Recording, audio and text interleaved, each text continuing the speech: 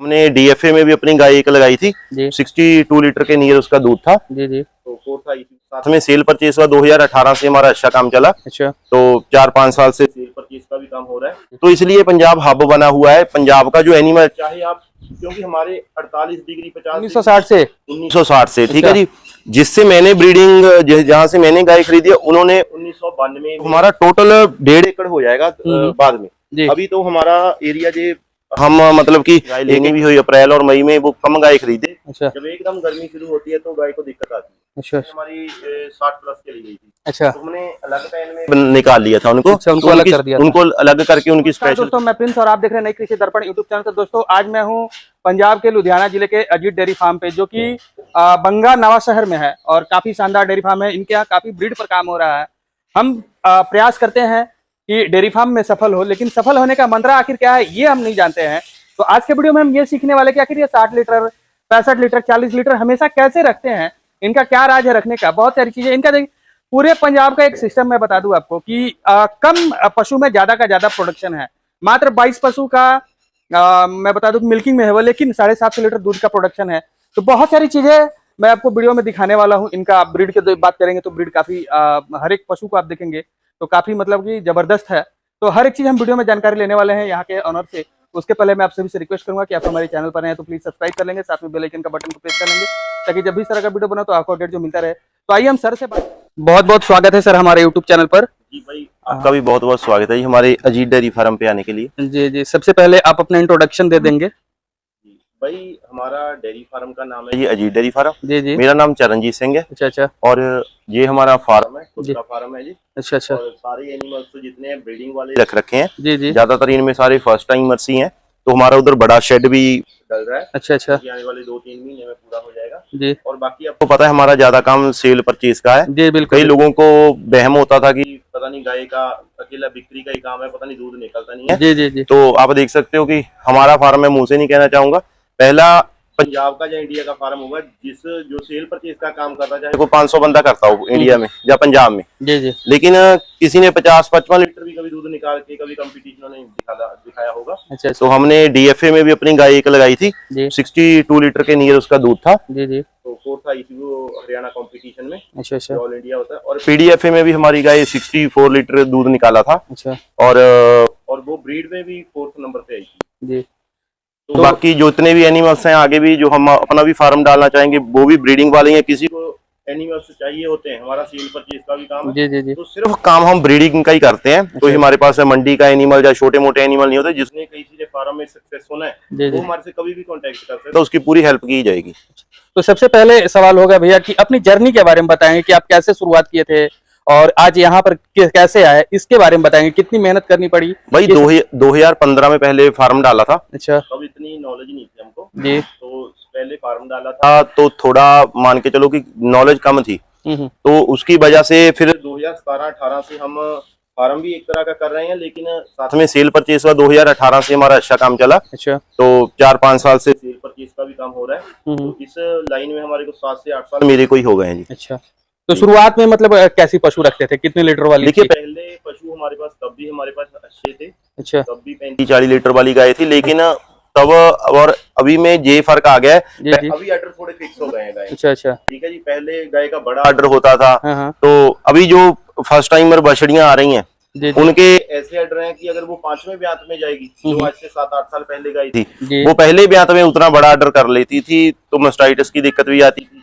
तो जो अभी की गाय हैं वो 5वें ब्यात में जाके वैसा आर्डर बनाएगी। अच्छा अच्छा। तो लंबा चलने वाले अभी एनिमल्स आ गए हैं। अच्छा। तो जो देखते ही देखते अपनी आंखों से अपने घर पे ही एनिमल्स में क्या चेंजेस आए, नई सीमनों में क्या फर्क है, जी जी, वो सब कुछ हमने देख लिया जी। अच्छा अच्छा। तो जैसे स्टार्टिंग में मतलब मास्टाइटिस आपको ज्यादा प्रॉब्लम करता था? अच्छा। तो उस समय जब 2015 में आप लगे तो कितनी टोटल एनिमल थी आपके? तब भी भाई हमारे पास 20 गाय थी। 20 थी। और अभी टोटल कितनी है सर? अभी भाई हमारे पास 30 एनिमल है, 22 एनिमल मिल्किंग पे। अच्छा। 8 एनिमल ड्राई पे हैं। अच्छा अच्छा। तो अपने जर्नी के बारे में आपने जो बताया सर, उसमें क्या कठिनाई आई थी, क्या परेशानी आई थी, उसके बारे में थोड़ा बताएंगे? भाई परेशानियां वैसे कुछ हमारे को पंजाब में जो फार्म करता है कुछ ज्यादा आती नहीं है। अच्छा। मान लो 90% सॉल्व हो जाता है। पहले थोड़ा नॉलेज कम थी, जैसे गाय मेन होता था, गाय गाभन रहने में प्रॉब्लम आती थी। आज के टाइम में हमारे पास ऐसे है 22 गाय मिल्किंग पे और 22 की 22 प्रेग्नेंट है। अच्छा अच्छा। तो एक भी गाय हम छोड़ते नहीं है, ज्यादा से ज्यादा 50-55 दिन जिस दिन हो जाते हैं उसको सिंक्रोनाइजेशन में डाल के उसको प्रेग्नेंट करवा दिया जाता है। अच्छा अच्छा। तो जो 10 दिन का पीरियड होता है और उसमें हम जो भी इंजेक्शन वगैरह लगते हैं, गाय की जो कमी होती है वो पूरी हो जाती है और लगभग हमारे को 90% पहले ही सीमन से रिजल्ट मिल जाता है। अच्छा।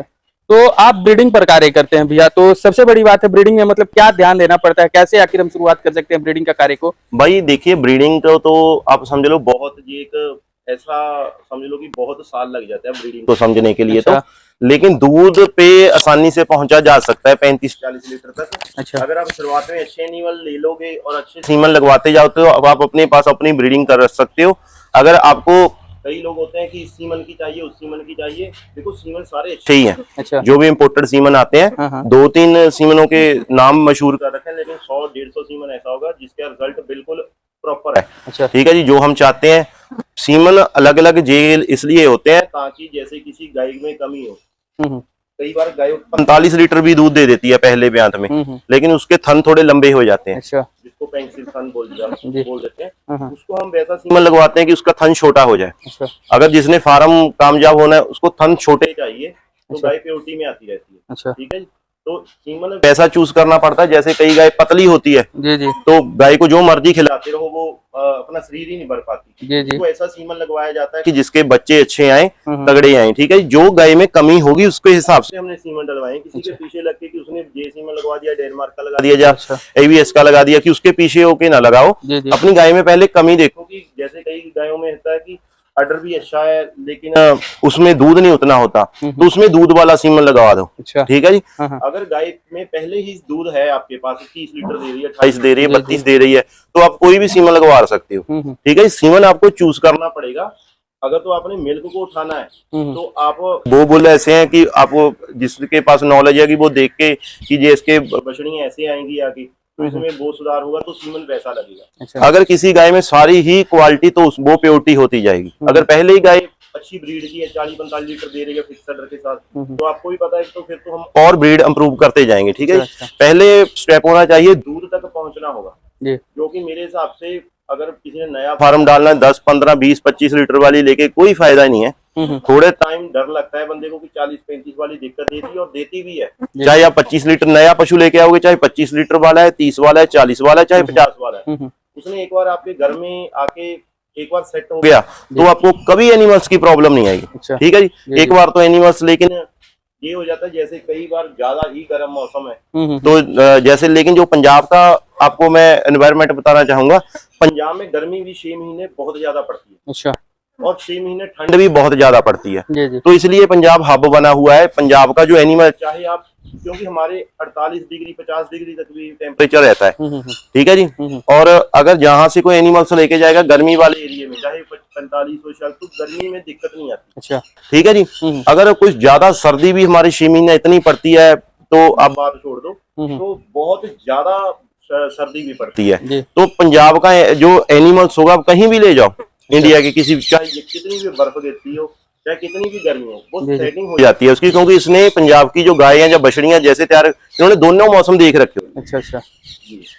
तो अब हम थोड़ा सा जानना चाहेंगे, जैसे आप कौन सी जनरेशन के अभी मतलब आ चुके हैं ब्रीडिंग करते करते? भाई आप ये लगा लो कि जो मैंने एनिमल्स परचेज किए थे, जो इंडिया में सबसे पहले फार्म ओपन हुए थे। अच्छा। ठीक है जी। जैसे हमारे पंजाब में एक आदमी थे जिन्होंने 1960 से ब्रीडिंग शुरू कर रखी है। अच्छा। 1960 से? 1960 से। ठीक है जी। जिससे मैंने ब्रीडिंग, जहां से मैंने गाय खरीदी है, उन्होंने 1992 में अपना फार्म स्टार्ट किया। अच्छा अच्छा। 1992 में जब उन्होंने फार्म स्टार्ट किए थे, जहां से वो गाय लेके आए थे जी जी, तो वहां से लेके आए थे 1960 से जो शुरू हो रखा है। जी जी जी जी। गायों की पूरी नॉलेज है। तो अगर जनरेशन की तो हम गिनती नहीं कर सकते कि कौन सी जनरेशन आ चुकी है। जी जी। तो लेकिन हम अपने एनिमल्स से बहुत ज्यादा खुश हैं। जो हम चाहते हैं तो एनिमल्स हमारे पास फर्स्ट टाइमर ही, आप यकीन करना कि कोई होगी जिसने 50-48 लीटर दो दांत पे नहीं किया। अच्छा अच्छा। सारी दूध ऐसा था कि चलो अपनी परख भी होती है, एक महीना बच्चा देने से पहले ही हम लेके आए थे। अच्छा। तो गायों ने हमारे को किसी ने भी दिक्कत नहीं दी, मतलब कि अगर जितने एनिमल्स लिए हैं सारे ही एनिमल हमारे को टॉप क्लास मेल हैं। सारे आगे जाके कंपटीशनों वाले हैं जिन्होंने फर्स्ट में ही आप मान लो 48-50 दे दिया है।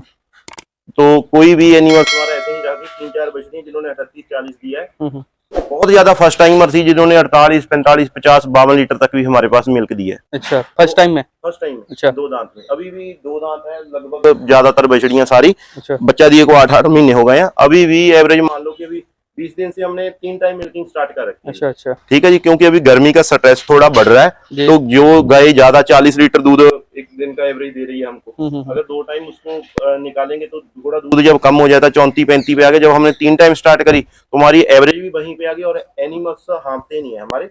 तो अच्छा। जिस दिन की हमने 3 टाइम मिल्किंग कर रखी है, तो मतलब 3 टाइम मिल्किंग करने से गाय भी मतलब हेल्दी रहती है, ये आपका कहने का? गाय तो हेल्दी रहेगी, गाय के दूध का स्ट्रेस नहीं पड़ता। अच्छा, ठीक है जी, क्योंकि दूध जितना वो बना लेती है हम 8 घंटे बाद फिर मिल्किंग कर देते हैं जी। ठीक है जी, एवरेज हमारी एनिमल्स की अभी 38-40 की आ रही है। तो अभी क्योंकि अभी बच्चा दी को काफी टाइम हो गया जी जी। पहले जब हमारा पूरी सर्दी थी मैंने 50 लीटर की एवरेज अपने फार्म की निकाली। 50 का?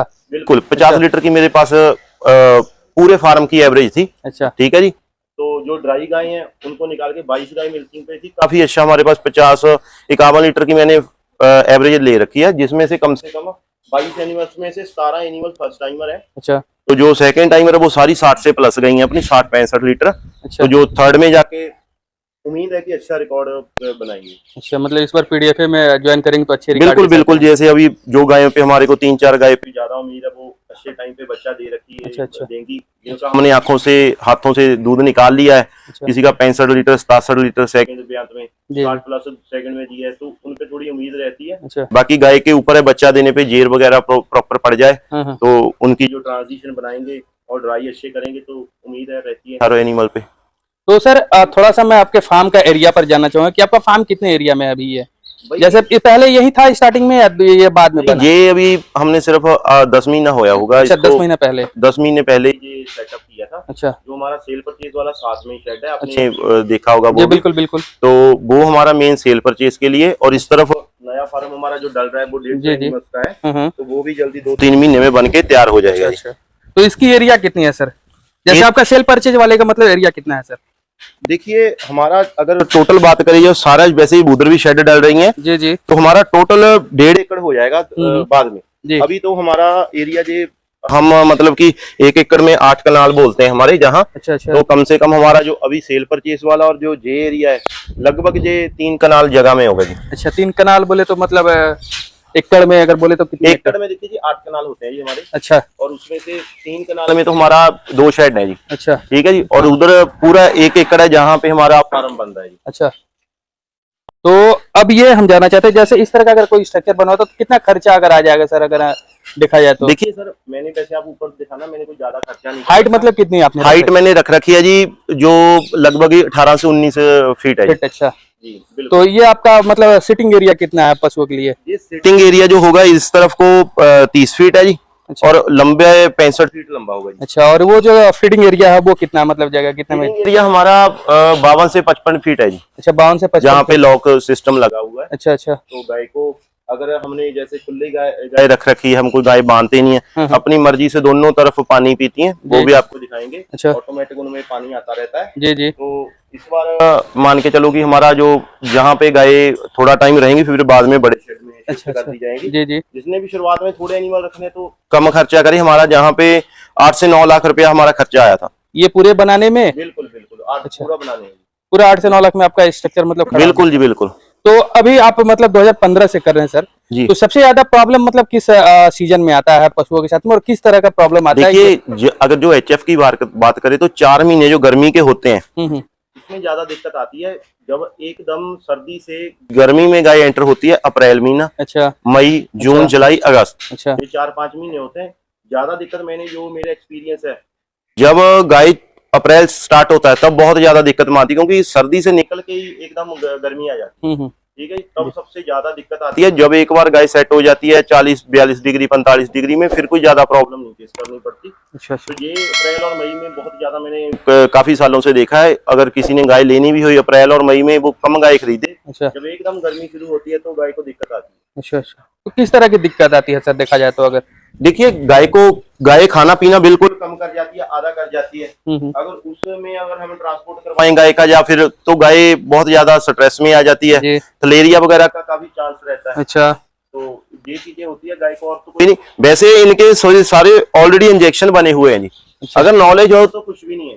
अच्छा, अगर गाय को कोई कमजोरी दिखाई दे तो उसको उस टाइप का इंजेक्शन लगा दिया जाता है। किसी को कमजोरी है तो हम कैटासोल वगैरह लगा देते हैं। तो कोई भी कमी गाय में आएगी थोड़ी बहुत, तो इंजेक्शन बने हो वो पूरी कर देती है। अगर आप कुछ लगाओगे नहीं, उसको डॉक्टर पे बैठे रहोगे, जैसे ये एचएफ गाय है, अब इनको अगर बुखार के इंजेक्शन की बात करें तो जैसे हम इनको 25 से 30 ml भी लगा देते हैं। अच्छा। जैसे मेलोनेक्स प्लस होता है जी जी। तो जिन्होंने वैसे गाय रख रखी है वो 10-12 ml 15 ml लगाते रहते, तो गाय का बुखार ही नहीं टूटता। बड़ी गाय है, ठीक है जी। अगर इनको उतनी डोज चाहिए होती है, जो जैसे मेग्लूडेन इंजेक्शन है तो उसको भी हमारे को 20 से 25 लगाना पड़ता है, कोई लोग 10 लगाते हैं। अच्छा। ऐसे ही है कि बड़ी गाय में ज्यादातर जिसकी डोज है थोड़ी सी बढ़ानी पड़ती है। अच्छा, ये बहुत जरूरी है। थोड़ा सा आपको खुद का एक्सपीरियंस होना चाहिए, ठीक है जी। आपके पास कैसे एनिमल है उसके हिसाब से आपको खुराक देनी पड़ती है जी। तो सर बड़ी एनिमल है तो जैसे देशी नुस्खा वगैरह भी कुछ इस्तेमाल करते हैं, जैसे अगर किसी भी तरह का प्रॉब्लम आता है तो?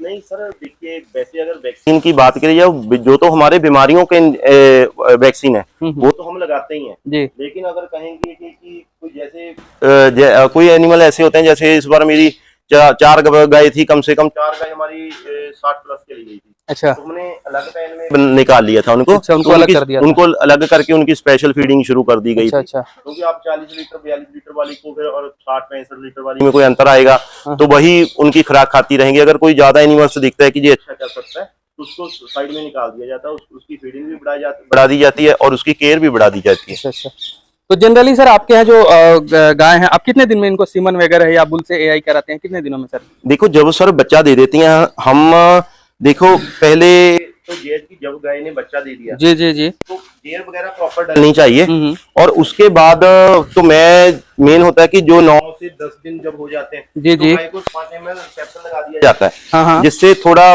बच्चेदानी भी एक तरह की ठीक होनी शुरू हो जाती है जी जी। और गाय में जो भी कमी होती है, अंदर कुछ रह जाता है तो वो भी बाहर आना निकलना शुरू हो जाता है। तो जो गाय ने 65-70 दिन में रेडी होना होता है जी जी, हाँ, वो गाय 45 से 50 दिन में रेडी हो जाती है। अच्छा अच्छा, ठीक है जी। और बाकी हर गाय को जब 18 दिन से 19 दिन हो जाते हैं बच्चा दी को, हर गाय को हम इसके अंदर दवाई रखवाते हैं जी। अच्छा अच्छा, जैसे किसी गाय को देखेंगे कि इसमें कौन सी दवाई बर हो सकती है, तो जो इन्फेक्शन वगैरह है, हमने सीमन कभी भी ऐसा नहीं लगाया गाय ने बच्चा दे दिया 2 महीने हो गए 2.5 महीने, गाय हीट पे आ गई और गाय को सीमन रखवा दिया जाए। अच्छा, हमने यही होता है कि हमारा टारगेट, जब तक गाय पूरी तरह हमारे मन में तसल्ली नहीं है कि इसके अंदर में कोई इन्फेक्शन वगैरह नहीं है, तब तक हम सीमन नहीं डालेंगे, ठीक है जी। अच्छा, क्योंकि सीमन तो चलो हमारे पास बहुत स्टॉक में पड़ा होता है जी जी। अच्छे से अच्छा सीमन हमारे पास रख सकते हैं, सिलेंडर पूरे भरे पड़े हैं, सीमन की बात नहीं होती।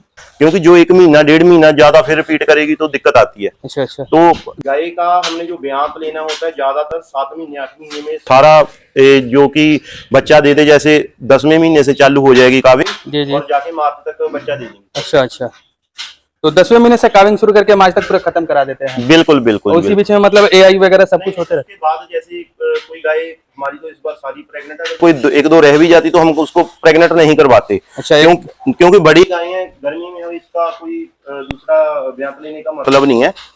तो किसी ने भी एनिमल्स लेने हैं तो पहले तो देखो, जैसे अभी साइलेज चल रहा था। अच्छा अच्छा, फार्म वालों वो भी चीज सेल कर रहे थे जो कि नहीं भी सेल करने वाली होती। अच्छा अच्छा, लेकिन ये जो 1-2 महीने होते हैं, जून हो गया, जुलाई हो गया, अगस्त, इसमें आपको टॉप क्लास एनिमल मिल सकते हैं। अच्छा अच्छा, क्योंकि जब आदमी को पैसे की जरूरत होती है, जैसे किसी ने इकट्ठा साइले डालना है 50 लाख का, 60 लाख का, किसी ने 70 लाख का, 1 करोड़ तक भी साइले डालते हैं फार्म वालों के, तब आदमी को जरूरत है, तब अच्छे एनिमल्स मिल जाते हैं। अच्छा, जिसने भी एनिमल ब्रीड बनानी है तो वो थोड़ा देखिए, जिसको नॉलेज है वो गर्मी में भी एनिमल परचेज कर सकते हैं। अच्छा अच्छा।